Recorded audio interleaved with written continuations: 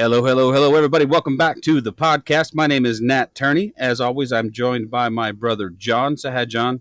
Hi, John. And as always, I say as always, it hasn't always been this way. As of late, how long has it been, Bethany? Has it been a I year? think it's been almost a year that I've Yeah, been so I hanging out guess I with you can guys. say as always. I mean, I don't Yeah. have any intentions of it not being that way. But we are also joined by the lovely and the loquacious Bethany Shea. Say, what's up, Bethany? Hi, friends. Yeah, no, Always see, the rebellious one. I got the one time when you caught you off guard too. Yeah. It's like last Well, week. this is the podcast that we have entitled "This Is Not Church." We should have said "This is not church." God damn it, it's a podcast. But yeah, as we like to say, because if it was church, you would have left by now, and John and I would be gone, and Bethany would be back in the what do you call the room where people hang out after church? There's a narthex. There's a sacristy. I don't know. Those are like official, like what did like non-denoms like me call it? Like the fellowship hall. Fellowship. Bethany will be in the fellowship hall serving up cookies and root beer floats and begging you to say, just give it one more chance. Just come on. I don't know, man. I just preach really good sermons, and that's usually what keeps people around. So that and like the community that's just like willing to be raw and honest with each other. It's pretty awesome. It's amazing. But then you use words like sacristy and just blow that whole thing out of the water.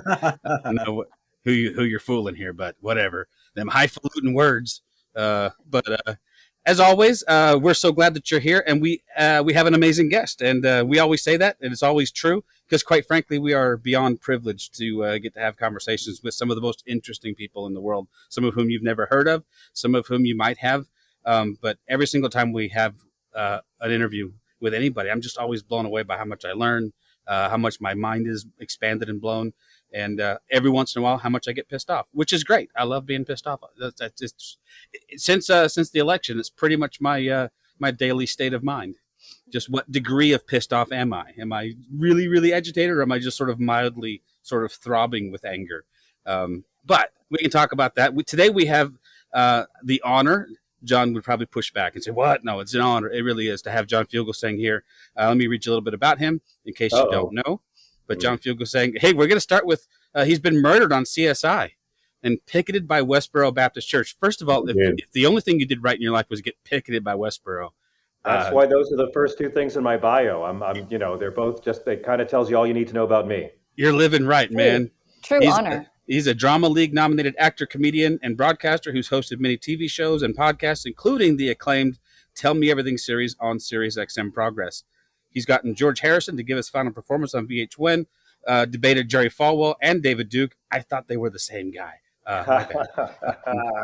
And made many appearances on MSNBC, Fox News, and CNN. Recently, I just saw you on The Daily Show, by the way, which was epic.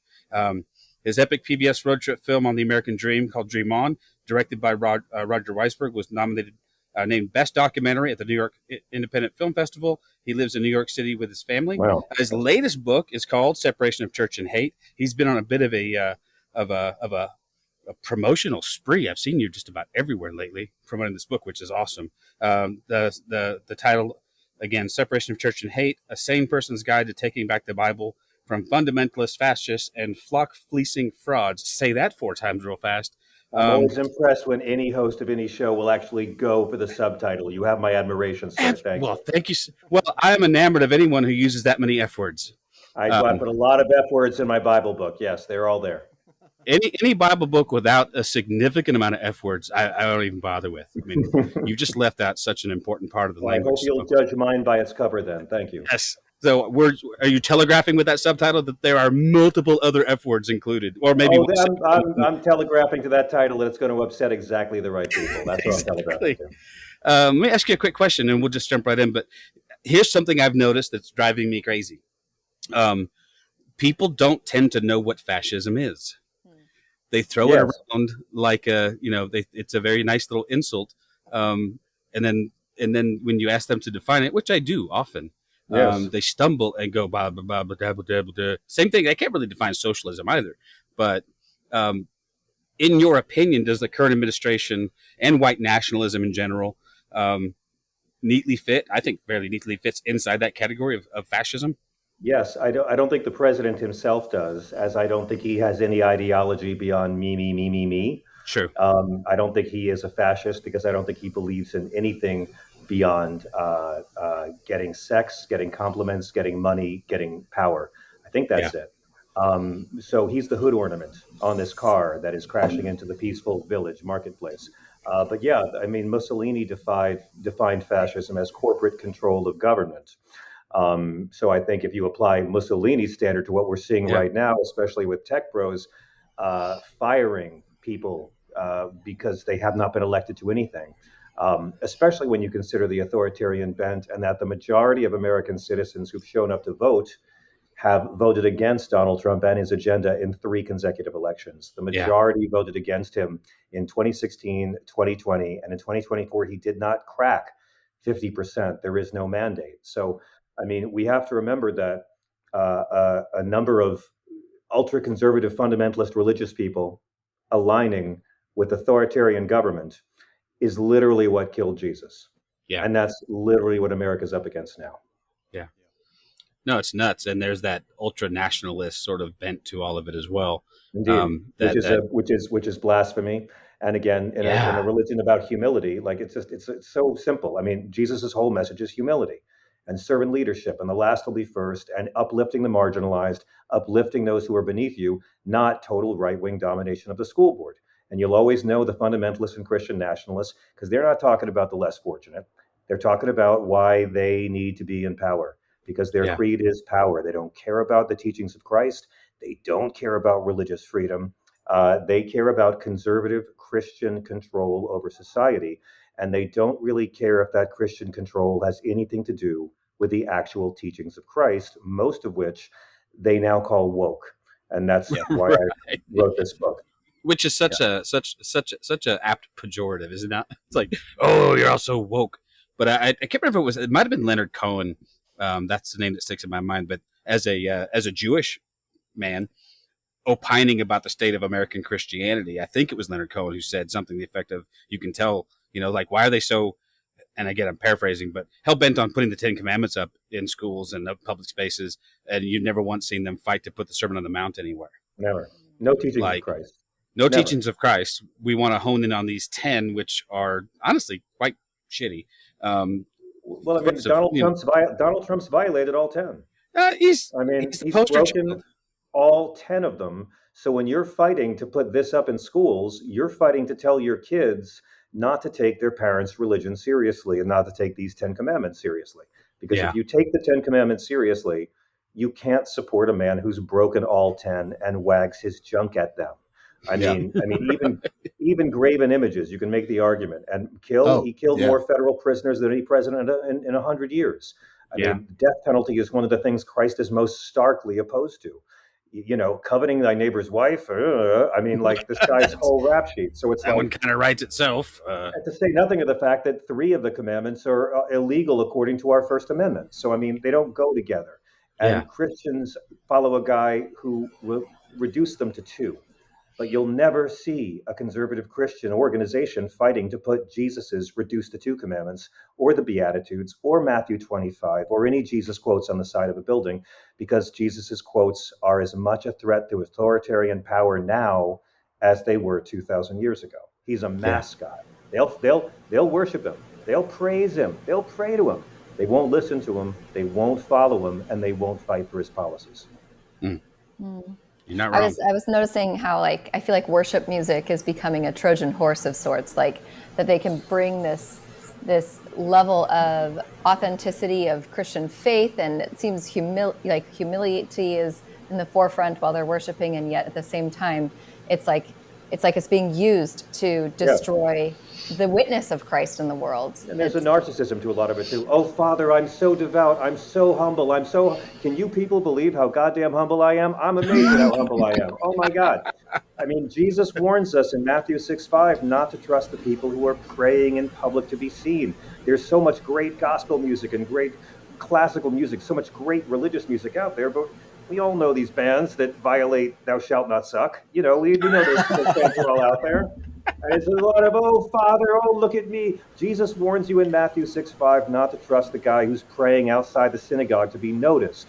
When I see Mike Johnson, the Speaker of the House, leading a bunch of guys on one knee in prayer, not in a private office, but in the well of the house, in front of the cameras.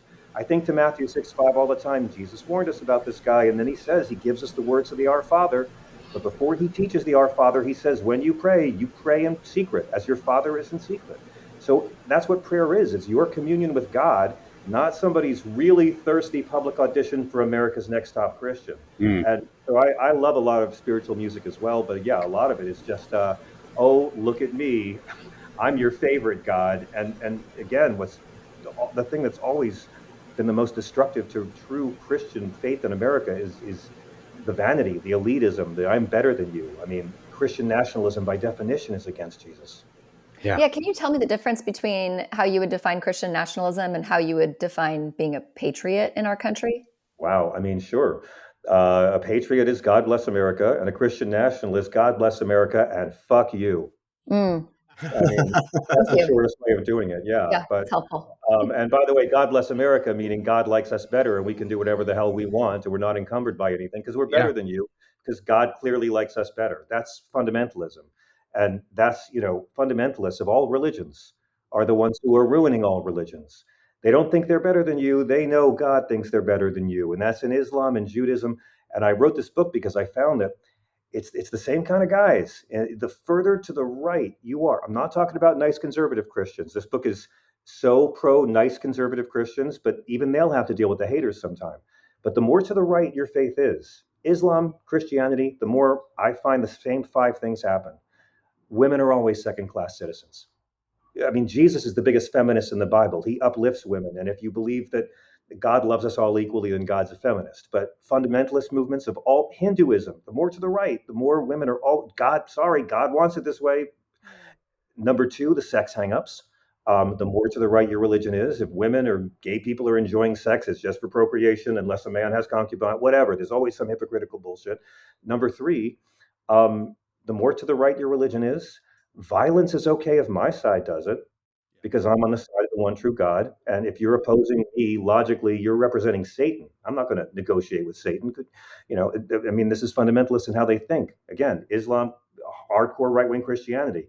And then four, always a focus on punishment over healing, always. And five, this penchant for victimhood, this narrative of persecution that justifies any mean or shitty thing I do because bad stuff was done to me. All of that is against the teachings of Jesus, but you'll find it's true in the fundamentalist wings of all the religions. And Christian nationalism, I think, is really an umbrella term that's encompassing many, many different kinds of Christian extremism. And lately, we're just grouping them all under that term. But I think Christian nationalist and fundamentalist covers it all. And they're two groups that, again, fight for Jesus, but they don't want to listen to him. And they don't want to fight for anything he commands in Matthew 25. They oppose his actual commandments while waving him around as a prop. Yeah. I think you used the term mascot at one point in your book. Yeah. And I'm like, my book is funnier. I'm really preachy tonight. I'm sorry. My book is not okay. preachy, I promise. Preach away, John. You had something, man. I cut you off. Oh, I was just going to say that I think it was Matthew DeStefano who recently posted something about conservative Christians, and they should be the ones the most outspoken right now about what the fundamentalists are doing to their version of Christianity. Look at what how angry American Jews are at the fundamentalists in the Netanyahu government right now. But I don't. You're right.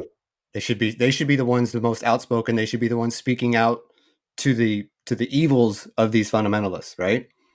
I agree. Yeah, I have a friend who converted to Catholicism a number of years ago, and she is a very conservative person.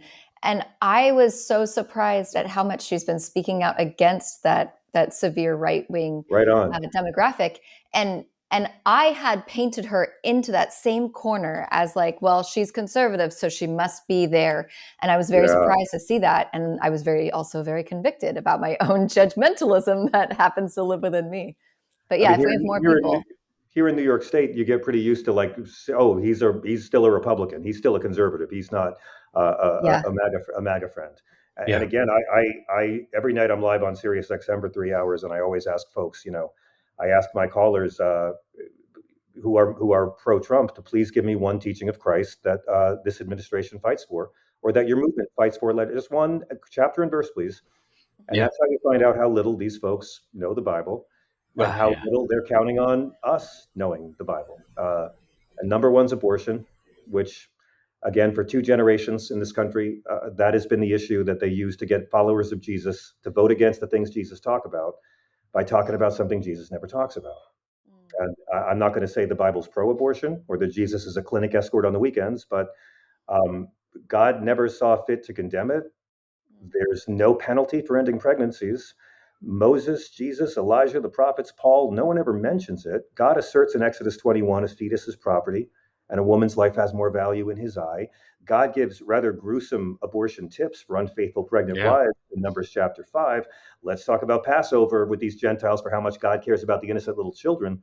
And at no point does Jesus ever say, thou shalt force rape victims to be pregnant by their stepdad, or that government should force citizens to be pregnant against their will. And this is why, and most of our Christian friends don't know this in the conservative circles, but abortions are legal and free in Israel right now because the Bible and Jesus's religion never banned them.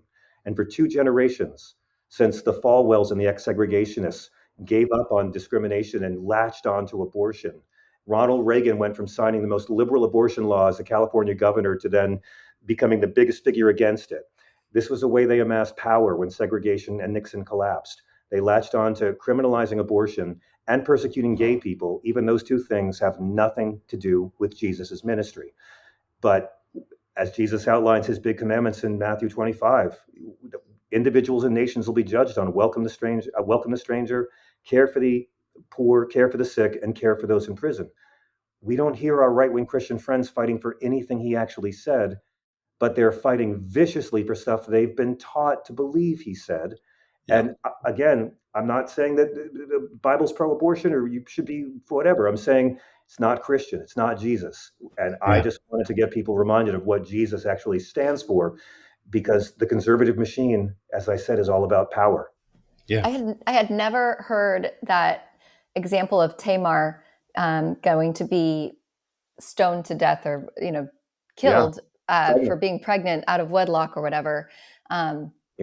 As an example of she was already 3 months pregnant, as an example of they did not care about the fetus that was living inside of her, growing inside of her. That blew my mind when I read that in your book. It was amazing. I mean, even Jesus, says when the end times come, woe to nursing mothers and pregnant women. Like they're not going to get special treatment either. Again, I'm not saying people should believe a fetus is whatever, believe what you believe. But in the Bible, in the Jewish faith, life begins with first breath. Mm-hmm. And that's the world that Jesus grew up in. And folks like to quote, oh God, who is it? On abortion, the Jeremiah, I knew you in the womb before you were born. I knew you. Right. And it's a very beautiful passage, but it's God telling Jeremiah he was always destined to be a prophet. It's not God telling governments of men to force people to be pregnant against their will. And later in the same book, in Jeremiah's lament, he actually wishes that someone had killed him in the womb, which tells us this was a thing people did back then. Yeah. And no one in the entire Bible thinks to speak out against it once. Yeah. So again, it's just priorities. They prioritize stuff Jesus never talked about over everything he talked about. And if they wanted abortions to go down, they'd fight for more sex ed. They'd fight for better access to birth control. But it's about power. If they wanted border crossings to stop, they'd start locking up the white people who do all the hiring, who put up the wanted sign at our border. Felony, 1 year, you hire a nanny, a landscaper. They will never do that. No. They need the issue to get power. Well, and the one thing that impressed me about Kamala Harris, and she wasn't a perfect candidate, and I just know we would be infinitely better off right now. Jesus. But people gave her hell about being the border czar, right, which she never was. But what she did do was start a conversation with several adjacent Latin American countries about, hey, what could we do to improve conditions in your country so people don't feel the need to flee to ours? How could we maybe economically... Ending the drug war should be item number one, but we're not allowed to say that. Could we economically invest in countries like Nicaragua, El Salvador, and Mexico and discourage that migration that people don't really want to leave their homes, man? People don't want to leave their homes. But in those countries in Central America, they're fleeing violence from our drug war. Absolutely. I've done stand-up for the troops in Honduras and in El Salvador, and we have troops in those countries because the drug war is still going on. They're intercepting cocaine planes still. Yeah. Like it's a racket. And the Air Force base in Honduras is being eaten by termites because it was made of wood back in the 80s, and it was never supposed to last 40 years. Right, It's right. like we're still doing this, and again, they're putting people in jail for drugs. They're putting addicts in prison instead of giving them treatment that they need. And so it's also why I still have hope. If you had told me back in the 90s that we'd see legalized cannabis and gay marriage and a black president, I wouldn't have believed it. So I have so much faith that humans are getting kinder in so many ways. Yeah, I sadly feel like those things are now going backwards, though. Well, and we like to bomb boats off the coast of Venezuela, and with no evidence, like summarily execute people for. Normally, you get the guys and you have the drugs on the table and you lead it to a bigger fit.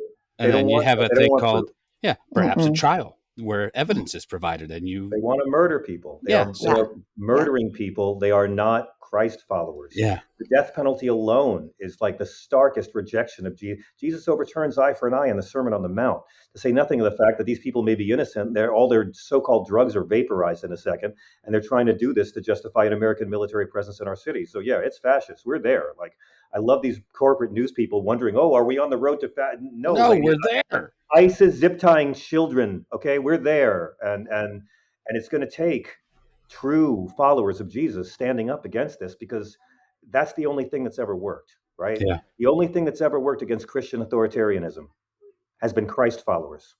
St. Francis left the Crusades and opposed the war.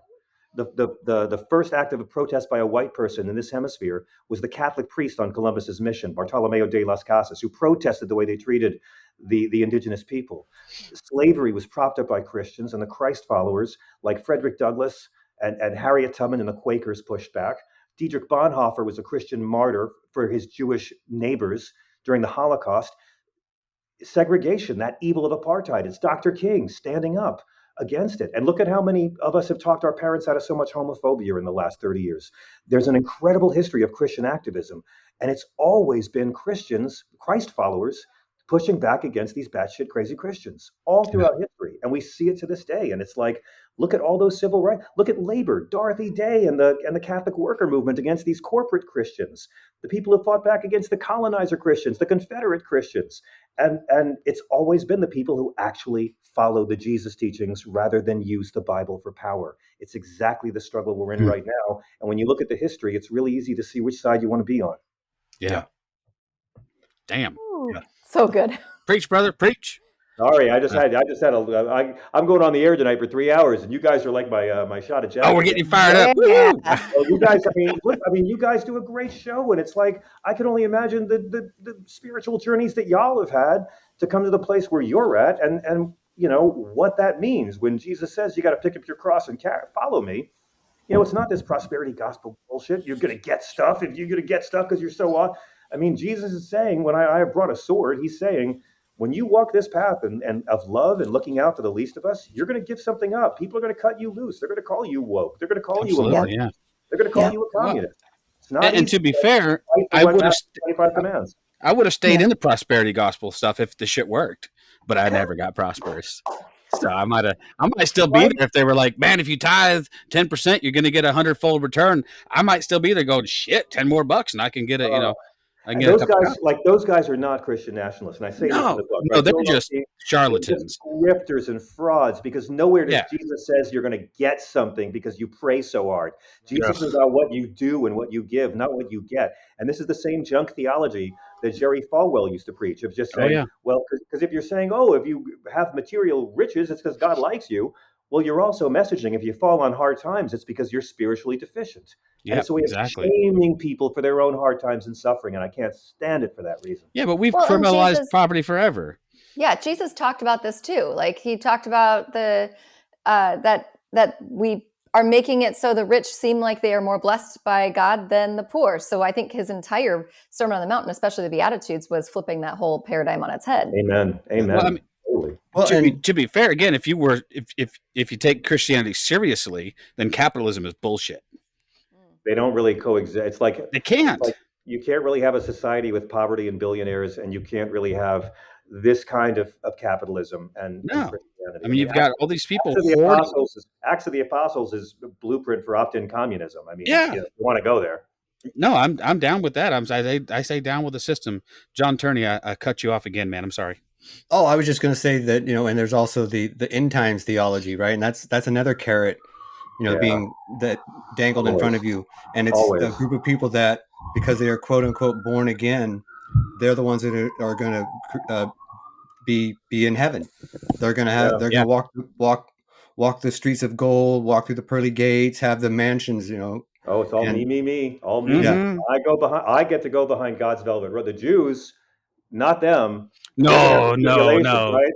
The Jews, half of them are going to die, and then the other half are going to be forcibly converted because we love them that much. But me, I get to go beyond. I'm going to float in the sky, and I know already. It's so simple. Right. Like because it doesn't matter my deeds, doesn't matter how much I follow Christ. I accept Him. The narcissism. I had to cut my rapture chapter out of my book, and I was so mad because it's in many ways it's harmless. It's really a business, and it's really how they prey on gullible people who don't have faith, but they want proof. They want to know that somehow I'm special and I'll matter. Whether it's Hal Lindsey and the Late Great Planet Earth, or the Left Behind books. But I mean, the belief in this inherently gives an us versus them mentality, right? Yeah, for sure. We are cosmically superior because we're chosen, and those of you who did not share our beliefs will not be surviving the big day. And it's all a scam based on Bible fan fiction, because the rapture doesn't even appear in the Bible. John Darby, 1850, British pastor, makes up the term. It's all made up. And it's another thing these people do to give themselves an excuse to not follow Jesus's instructions about how to treat each other. They just look for any way they can avoid Jesus's simple instructions. Well, and the most grotesque versions of that need conflict in the Middle East, because that is what ushers in all of this. So they cheer a genocide in Gaza because, man, these are the signs of the times. Jesus is coming. In fact, we've had a couple failed rapture predictions. I'm up to my second punch card on missing rapture. I'm due a free gift of some kind. And again, scaring people with rapture talk has nothing to do with Jesus or salvation. They do it for conversion, and all this Antichrist stuff. I mean, the Antichrist is just anyone who doesn't believe Jesus is the Messiah, which could be anybody. I mean, they really don't like the fact that Book of Revelation is the one part that really describes Jesus as looking like a black man. They gloss over that part pretty quick. And that it's probably not the Apostle John. It's this other guy, John, tripping his face off in a cave and writing down his hallucinations. Right. As fun and macho as it, and I talk about it a little bit in my chapter about macho douchebag Christianity, but it's got nothing to do with the teachings of Jesus, who kept saying, "Ye shall not know the hour nor the day." So why these people want to ignore Jesus and just focus on how I'm chosen? I mean, that's one of the things I liked about growing up Catholic, was like Catholics are like, screw you, dude. You accept Jesus. That's step one. Back of the line, bitch. And I always respected that about the Catholics, like, it's not that easy. Let's see your good deeds every day. And then when you're dead, St. Peter will decide and measure it against your sins. And that's why I'm in therapy 5 times a week now. But still, it's still Yeah, but under Protestantism, Jeffrey Dahmer gets saved on his deathbed, and he gets to go hang out with Jesus. That's the whole thing, right? So I say in the book, so like when they say, like, atheists or Jews can't go to heaven, well, that's a homogenous little system you got there. Sure. Jesus said, in my Father's house there are many mansions, but these people have decided that you can live a Christ-like existence, treat people exactly the way Christ teaches us to do, and burn in hell for all eternity because you're in the wrong God fan club. But a Nazi who accepts Jesus as his savior, but does not live by the teachings of Jesus, gets to go to heaven along with all those misunderstood pedophiles, while Gandhi and Malcolm X and Anwar Sadat and the Dalai Lama and Pocahontas are burning forever in hell. That's literally the elitist, all-white gated community they believe the afterlife to be. And it's based on nothing Jesus says. It's based on their own fear. Yeah, I don't know. I think I'd rather hang out with I'd rather hang out with Gandhi and wherever he is, than spend even 1 second with any of those people, and that would include many people living currently. So Stephen Miller, kiss my ass. I don't have any use for, like, literally. And that's the one thing. Well, I think I know we don't want to turn this into although it would be a fun, full on Trump, bitch session. If you're ever speaking to me again after this, I can come back anytime. But yeah, man, I would love to. Yeah, but it drives me crazy that we got a taste of what this was going to be a few years back, and why anyone thought it would be better. Without the guardrails, and there were very few guardrails before. After seeing cops beaten for a lie, enough people said this is acceptable. But and then having those people pardoned. Oh yeah, but I would. Camp Auschwitz guy. Yeah. Camp Ashley guy went home. Yeah. Well, and what's this the shaman guy? Yeah. He's actually suing Trump for I think it was $70 trillion. I think it's well, amazing. but I mean, he extrapolate that. 20 years ago, they hated us because we were against the Iraq War and because we said that George and Bush and Dick Cheney's economic policies might not be good for America, and they hated us. And then the war was just a terrible, complete tragedy, and the occupation was nonstop bloodshed for years. And they crashed the housing market, they crashed the economy, and they hated us even more when we were proven right. And now they found a new Dr. Frankenstein to follow, but they'll never admit that they followed Bush. They'll never defend Bush and Cheney now. No. They hated us for telling the truth about it. Now it just never happened. So you should know these people are going to be denying they ever voted for Donald Trump more than once in about 10 years. Like these folks will be denying all of this. They will forget it, and they will live in a cognitive dissonance where they only voted for Trump in 2016. That's right. I mean, like when we were kids and there was old guys defending Nixon, like, no, they're not going to do it. They're going to find some other right-wing guy they love, and they will seriously dump Trump the way Trump dumps wives. Right. Well, under a Vance regime, you will no longer utter the word Trump. It'll be against the law. It's going to be beautiful. It's going to be beautiful. Can you imagine? I can't wait for imagine that doughy, amoral eyeliner model trying to get these fascists to get in line behind him. Do you think these MAGA people are going to like this kid? Ugh. You're on that podcast, the I've Had It podcast. Yes, sir. And they call them all Smoky Eyes, don't they? I think that's how they refer to Vance. They've got nice nicknames for everybody. They call them Smoky Eyes and Kankles McTaco Tits. I think is what they call them. Nice.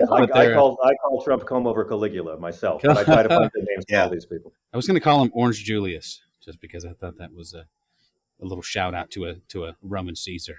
Nice. And nice. Orange. Very nice. Although I don't know who the Brutus and Cassius would be to take that Caesar out. I'm praying there's a Brutus somewhere. No. It's going to be the billionaires that do it. Here's the deal. We keep waiting for MAGA to wake up and realize this guy's it's the billionaires. They don't need this guy anymore. No.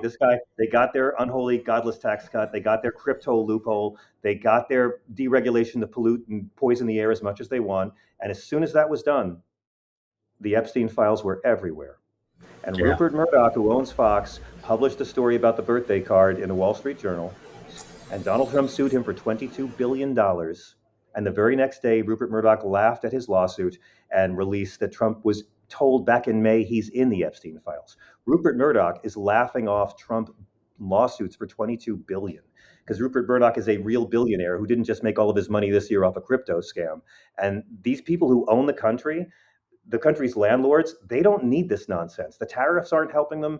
Persecuting the low wage workforce that our economy's propped up by doesn't help them. They're taking birth control and abortion away from women. Wall Street doesn't need that. Wall Street doesn't sign up for that nonsense. They don't need this. They are done with this guy. Tech bros are done with this guy. He's an embarrassment. There's stuff in my fridge that'll last longer.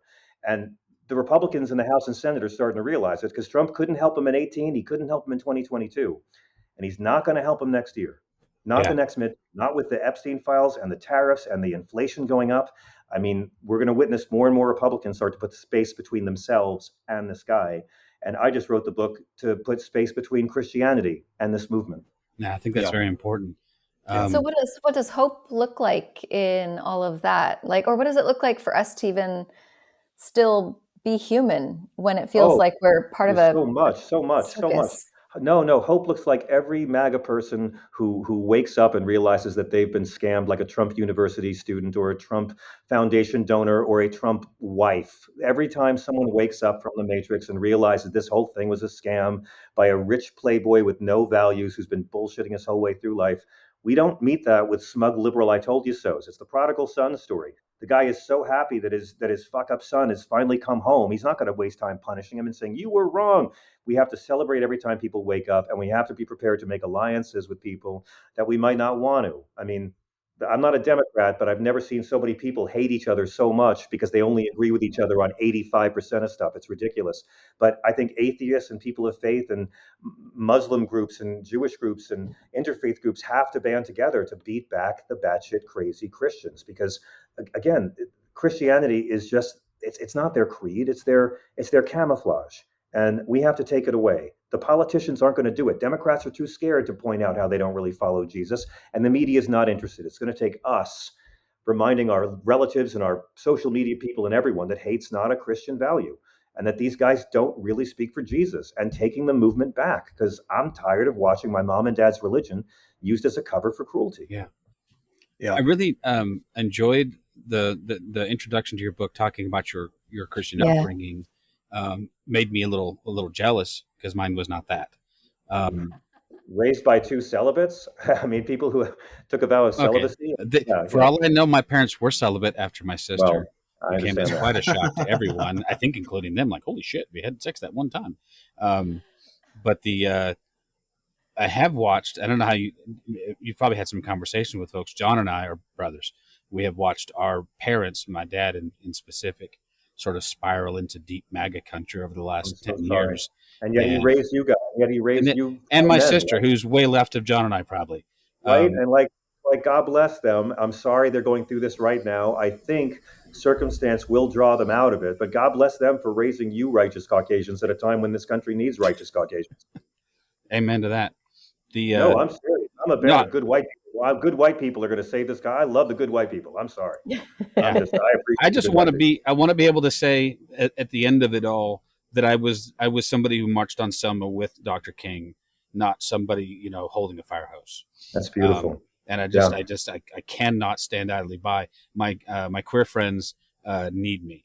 Let's talk about that issue right now, because you make a really good point about that in your book. Another thing that Jesus said not a goddamn thing about. Well, I actually, if you get to the LGBTQ chapter, I have a couple of instances where I would argue Jesus was totally fine with gay men, only because he was, and homophobia is an insult to Jesus. Homophobia of any kind is a violation of the Sermon on the Mount. And the problem that homophobes have is you have these anything but Jesus Christians, and Jesus will not sanction their homophobia. So they've either got to go back to Leviticus, which they don't believe in, don't follow, don't live by. None of these guys are kosher, or they got to go forward to Paul and his mistranslations, but they'll ignore the rest of Paul, the stuff they don't want to follow. It's the anything but Jesus Christian dilemma, because Jesus will not sanction their anti-gay nonsense. Yeah. But, I can think of I think of the quote that Jesus talks about the eunuch and says, that makes the point that there are some who've been, and scholars that I have read, they never explain that in church. Never. But scholars that I've read have opined, and I think very well, that term is a very much a euphemism and a catch-all for anybody sort of outside of the spectrum of whatever quote unquote normal. Can I tell you what it is? Can I tell you what it is? Go for it. Quick. I try not to be too preachy on this one, but I love it because the right wingers are using Matthew 19 to argue against gay marriage. Right? That's the new thing. Jesus opposed gay marriage because Matthew 19 is where he says, "Male and female, he made them, and man shall leave his parents and cleave." Blah blah blah. Right? Mike Huckabee, they all love this. The reality is that Matthew 19 is not Jesus talking about gay marriage. It's Jesus coming out against heterosexual divorce.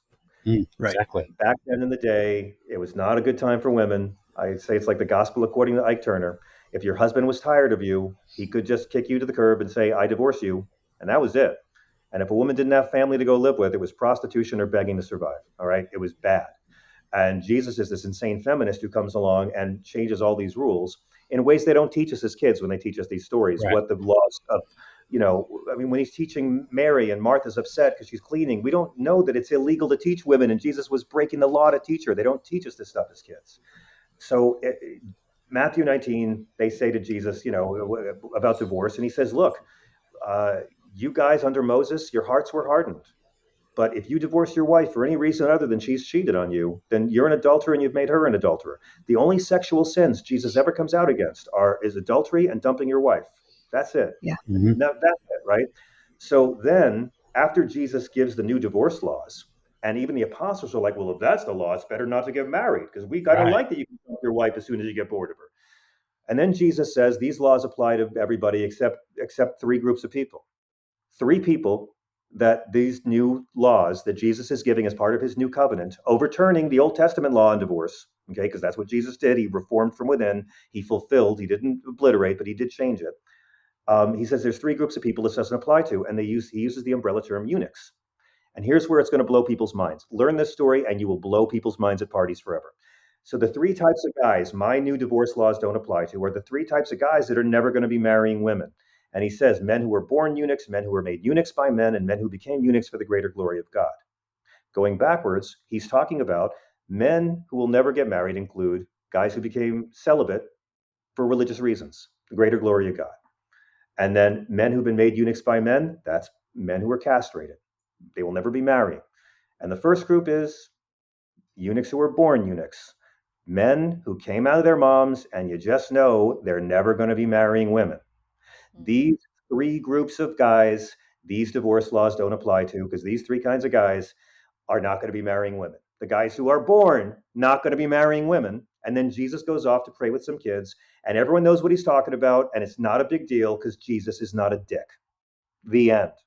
That's it. I mean, he says gay men are born that way. I didn't write. And they try to use this to say that Jesus is against gay marriage when he's really coming out against heterosexual divorce. And these are men who support Donald Trump, my friends. So they don't even believe what they're talking about. When they try to use Matthew 19 against gay marriage, say, do you oppose heterosexual divorce? Right. Your dear leader doesn't. He's quite a big fan. Well, and then it dovetails nicely then with also the story of the first conversion, which is the Ethiopian eunuch. Oh, yeah. I mean, even people without a sexuality. Like, I go into how transphobia is a sin to God. Philip is the one, one of the first deacons, and he meets an Ethiopian eunuch in Gaza. That sentence alone would scare most preachers on the TV. That's your woke agenda. Ethiopian eunuch in Gaza. Like, my God, I could just see the DEI flares. But this is someone with no sexuality. And they meet on the road, and they talk about the gospel, and the guy knows that he can't be baptized because that's under Hebrew scriptures. You can't enter temple if you've had your member cut off or if your testicles have been crushed. That's the rule. No sexuality, you can't be close to God. And Philip says, before he can say, let me find some water, he baptizes the guy right there on the spot. Because that's what the early church was. The early church was grounded in diversity, equity, and inclusion. And that's the story of the Ethiopian eunuch in Gaza. And you will never hear this talked about by any of our conservative Christian friends. No. It's almost as if Philip had heard the words of Jesus and took them to heart. I mean, it's not like they're not written down somewhere. What a concept. That was, I think, for John and for Bethany and myself, I don't pretend to speak for them, but for us, part of what began a journey for us was this weird hard line the church drew in the sand with our queer family and friends. It's right? Of all the fucking places you decided. And based on what? Based on what? Leviticus? Yeah. Paul? It's all rubbish. Come on, man. Well, and many, we've had a couple really, really, really, really, and maybe one or two more reallys, highly regarded Pauling academics and scholars on the show who will tell you all about which books that we've ascribed and attributed to Paul are not actual Paul. But I mean, but even then, we don't know. It doesn't matter. Paul is Paul, right? This is the book we got, and he says women can't talk in church in one letter, and then 2 pages earlier, he's saying that women can be deacons. Like, it all contradicts. But Paul's not talking about consensual men.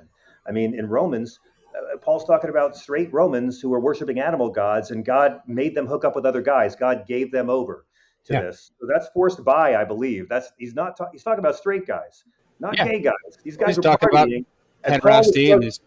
Paul was grossed out by these guys partying, and that's the story. It's not Jesus saying Anderson Cooper's a bad man.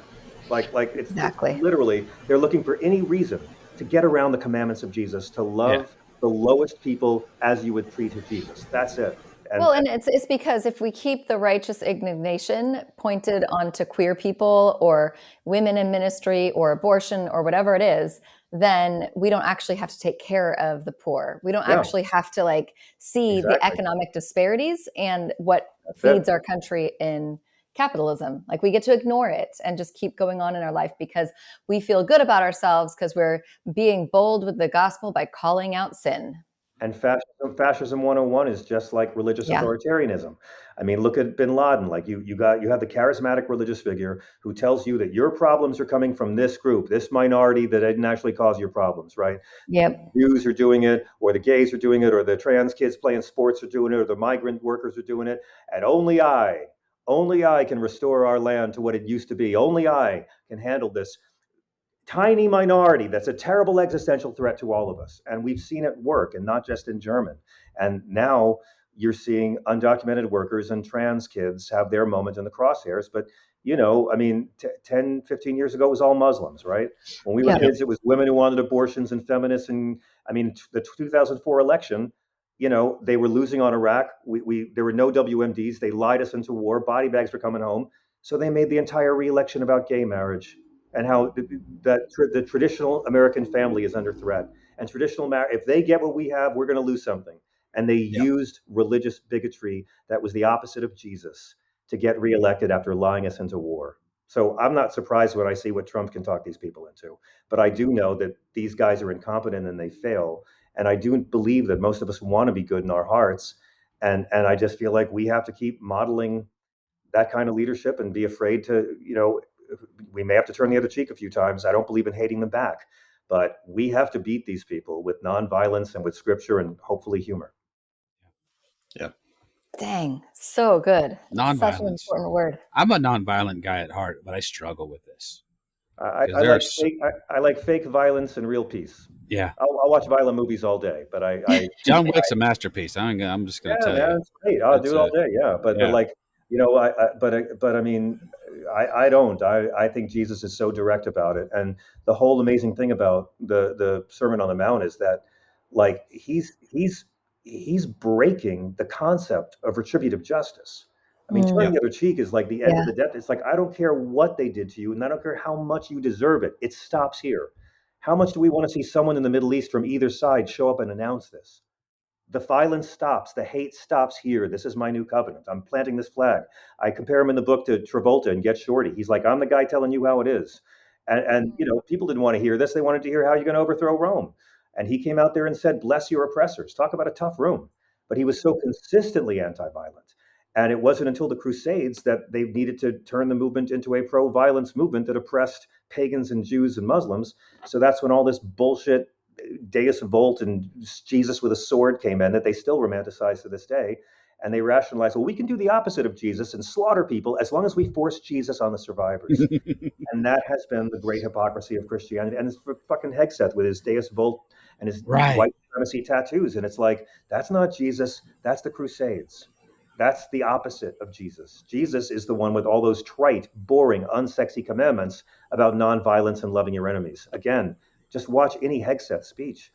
They love to talk about Jesus, but they hate his teachings. And they will call you woke and every other nasty slur they have, because for my whole lifetime, these Christians, anytime someone tries to do Christ-like things, every year they get a new slur. In the 70s, when I was a kid, it was always a bleeding heart liberal. Mm-hmm. And then in the 80s, you're like, hey, maybe let's use nicer language and not be cruel dicks to people. Oh, you're politically correct. And then it was social justice warrior. And I'm like, you mean like every good Christian in history that we learn about in schools? And then it was the virtue signaling snowflake. And now, of course, it's woke. They took a word that was about awareness of racism and they've weaponized it. And now it's a slur against anybody who's anti-racism. Woke is a word used by people who are a lot more mad at Colin Kaepernick's knee than they're mad at Derek Chauvin's knee, if you know what I'm saying. It's weaponized to be a slur against, and their greatest anger is not for discrimination. They hate anti-discrimination policies. Yeah. That's how they have backloaded white supremacy into the minds of so many of our right-wing neighbors. Yeah. Well, and for so many of them to have said they were done with the NFL, then I'd be really pissed off about Bad Bunny performing at the Super Bowl. And it's like, I thought y'all weren't watching the halftime shows anymore because you stopped watching when Kaepernick knelt at the. But let's talk. I mean, the Bad Bunny thing is how many young people are going to learn because of this that Puerto Rico really is America, and how many adults are going to learn this? Well, of course, how many adults are going to learn it? A lot of conservatives only learned it when Trump, went to Puerto Rico after the hurricane and insulted all the people. It's like they don't know. So it's like, this is going to be so good against racism. I love seeing artists I love, but I also love seeing, Jennifer Lopez and Shakira freak the right people out. It was great. And guess who was on that show with them? I forget who was on with Bad Bunny. Bad Bunny, yeah. Well, he did it 5 years ago. When Dr. Dre came out with Kendrick Lamar and with Mary J. Blige and it was phenomenal. It was fantastic. That one made my top three. My top four. 100%. Top four. Yes, it's got to go. that one's in there. Prince, obviously. Prince is number one. U2 was fantastic. Is number two. I would put the West Coast hip hop tribute, and then I put Kendrick Lamar. Yeah, Kendrick's was, and I was so surprised because I'm really not a big hip hop guy. He's but it was so well put together, and it pissed so many people off. I had to love it. And listen, there's so many great websites about every Easter egg in that. And there were every single little reference meant, and what I mean, an American flag made out of the backs of black men. Yeah. That's how we opened it. Like the choreography alone was some of the most political stuff I've seen. So God bless the NFL. And again, let's thank them as well, because the NFL stood up to Sinclair, these revoltingly fake Christians who lied after Mr. Kirk's murder and lied that Kimmel had. First, they lied and said that Kimmel had made a joke. Then they lied and said Kimmel had said that he's one of theirs. I mean, they lied about the stuff Kimmel said. ABC never apologized for anything Kimmel said, but the unsung hero is Monday Night Football for standing up to Sinclair and Nexstar and saying, you don't want to carry this entertainment show, then you don't get football. And that's what made them back down. Wow. I will always, when look at who our heroes are these days, like Disney and Monday Night Football and the Catholic bishops and Harvard University. I mean, all kinds of unlikely people are showing a lot of bravery now, and I got to praise it wherever I can. Yeah. We're getting Trumpy again. Sorry. Well, it's kind of hard to escape. It's like I live in the ocean, but I can't talk about the water. It is very much all around us all the time. So I think we need the relief of being able to poke fun. We have to. We have to, or we're all I'm just gonna like curl up into a fetal ball and cry till 2026. And I also wrote this book for the relief of just knowing you're not crazy. No, because I know so many people who were raised a certain way. And as a very young kid, I began seeing Falwell and Robertson on my TV, and I was like, this isn't like the Christianity I know. These people are just mad at women who have jobs, and they're mad at black people for wanting racism to stop. And I mean, so many people have just wondered what happened to that faith of love and empathy. And when you've got Ali Stuckey writing this toxic empathy, literally, like, look how they smear every generation. They find a way to smear the stuff Jesus says, because following those teachings about love is really fucking hard for some people, and they don't want to be bothered by it. They'd rather worship him. They'd rather praise him in public really loud. They don't want to do what he says. And it's because they don't believe that Jesus is enough. There's like this sense, it's like this whole scarcity mindset that is in our minds that make us have to double down in our fears, unfortunately. And honestly, I feel like in many ways we've been gaslit, or we're being gaslit as followers of Christ who were raised with a certain way of understanding who Jesus was. And now so many of our families and our parents are not living what they've taught us. And the sad part, folks. Oh, sorry, go ahead, John. No, I was just going to say, and the sad part is these are the same people that raised us to follow Jesus. Yeah. That's one of the things that really hurts me. I know. I won't speak for Nat, but I'm going to say, it's devastating to me that the same person who taught me the words of Jesus is ignoring the words of Jesus. But you guys are doing this. Like, you guys are taking what he brought into the world, and you are pushing forward this goodness and this awareness and this empathy and this love. Like God bless your parents. I'm sorry they're in this place they're in right now. I mean, the ministry is you guys. The gospel is you guys. The gospel is what you are doing from that. And your parents, whether they like it or not, have brought about beauty and witness and love and positive development for Christianity in this country because of what they instilled in you. I'm sorry that Fox News ate so many old white people's brains in the last 20 years. And I think a lot of them will break out of it at some point. But I mean, it's just, I don't know. It's just what they gave us you. And I know that we can't give up on these people. No. It's up to us, and the Democratic Party is not going to do it. And the media is not going to do it. It's going to have to be. It has to be one-on-one. And I'm always reminded of the scene in I can't remember which Lord of the Rings movie it was, but when they find the king of the Rohan and he's on his throne, and he's just the second one. Was that the second one? He's just crusted over, and his mind is gone, and he's been having this guy whisper lies into his ear for all this. And when he breaks out of it, it's like when there's this awakening. There's this Matrixy moment in Lord of the Rings where he's like, oh my gosh, maybe that's what they meant by woke. He woke the hell up. So that's what I keep in my mind of the hopeful possibility for the future. But in the meantime, I am also tired of watching the faith that I was given, the faith that John and I have struggled to keep, be hijacked. That's why I'm so inspired by I'm so inspired by your story, and it's like your parents put you in the world and they set you on this course, and I'm sorry that they got off of it, but you are redeeming them and you are redeeming their lives in ways that that they do deserve. And look, I had dealings with Charlie Kirk, right? And he didn't like me, and it's so horrible. Like I'm so sad that I'm not going to get to debate him. I'm so sad that he's not going to get to grow. You know, the one racist that they really hate on the right, the only racist they've been taught to hate is Robert Byrd, because he was a Democrat and a Klansman, and Joe Biden considered him a mentor. But Robert Byrd really was a Klansman, and he renounced racism and devoted his life to being a liberal and fighting for civil rights. He voted against the Iraq War. I mean, he voted for the Affordable Care Act. Like he supported women's rights. And when he died, the NAACP honored him for all he had done and how he had changed. That's the only guy they hate. The only racist they hate is the guy who stopped being racist, right? Here's what gets me about Charlie is that he's never going to get to do that now. Yeah. Like, he's not going to get to see Trumpism collapse. He's not going to get to lose debates.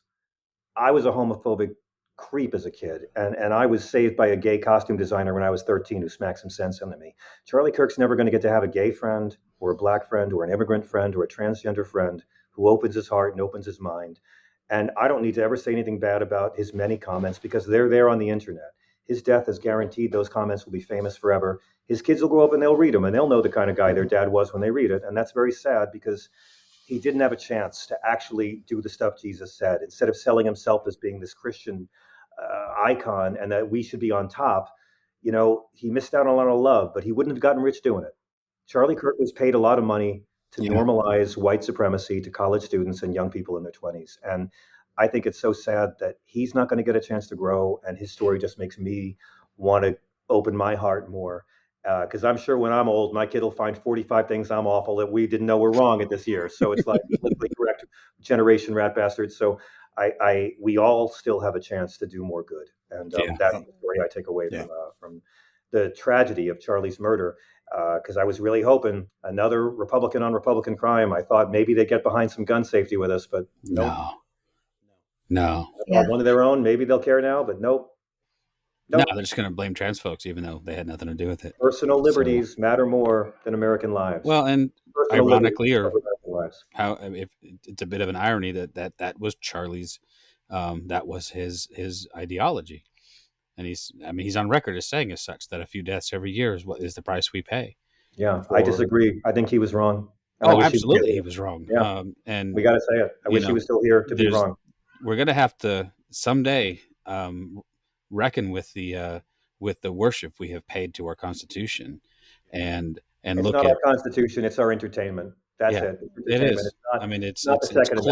It's cloaked in that, but it's. You're right. If they care to, and again, like the NRA, they don't support like 3D printed guns. It's all about money. It's all about profit. The NRA is just a lobbyist for the gun manufacturers at this point. And I mean, like one thing I learned from liberal Christians was the concept of stewardship. Yeah. And that part of that is looking out for people. And, it's a lot harder to prevent gun massacres in advance. It's very easy to say thoughts and prayers after another massacre. Yeah. But people who say thoughts and prayers at this point don't think and don't pray. The reason why guns are the number one killer of children in this country over disease and car accidents is because enough Christian white people have decided that's acceptable. Yeah. Yeah. Yeah. That's remarkably not their sad. Freedom, it's their entertainment. They want civilians to have products that are designed to kill lots of humans really fast. And I don't think 20-something emotionally unstable males should have those. I think all guns and ammo should be free for all women, okay? But men have proven they're the gender that can't be trusted. Sorry. I mean, look at the results. There's one group we can't trust with this hardware, and it's the Y chromosome. Sorry, guys. Ladies, I think guns and ammo should be free for every woman. You do that around the world, and you see how much this place straightens out in 50 years. That's all I'm saying. We design guns that can read chromosomes, and you can't even pick one up unless you. There you go, like James Bond in Skyfall. I love it. There we go. Yeah, so you want to start. Then we get after the. It's nuts to me, And I grew up around guns. I grew up liking guns. And I'm not anti-gun. I am anti-gun for me.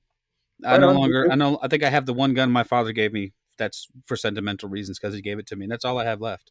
I got rid of my guns because I'm like, that was a personal conviction for me. It just wasn't something I wanted to do anymore.